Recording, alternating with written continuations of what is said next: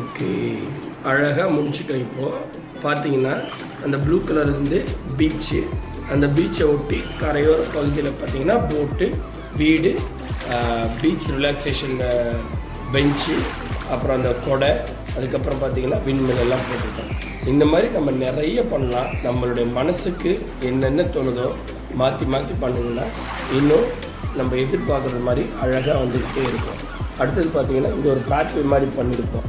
அந்த பேத்வே பார்த்திங்கன்னா லைட்டாக அப்படி பண்ணிக்கலாம், அப்படி பட்டும் படாமல் இருக்கணும். அப்படி பட்டும் படாமல் பண்ணால் தான் அங்கே ஒரு பேத்வேயில் ஸ்னோ அடித்து ஆளுங்க நடந்து போன மாதிரி ஒரு தடம் ஒன்று இருக்கும். அது பார்க்க கொஞ்சம் ரியலிஸ்டிக்காக இருக்கும். Very good. இது உங்களுக்கு யூஸ்ஃபுல்லாக இருக்கும்னு நினைக்கிறேன். நிறைய வீட்டில் அழகாக பண்ணி பாருங்கள். எப்போ ஷாப் ஓப்பன் பண்ணுமோ அப்போ வந்தால் போதும். அது வரைக்கும் சேஃபாக இருங்க.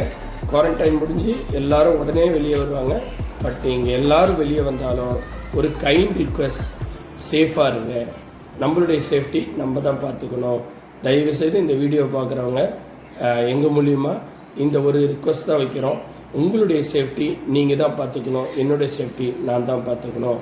ஸோ அப்படி இருந்தால் தான் நம்ம ஃபேமிலிக்கு சேஃபாக இருக்க முடியும். சரியா? நன்றி, வாழ்த்துக்கள்.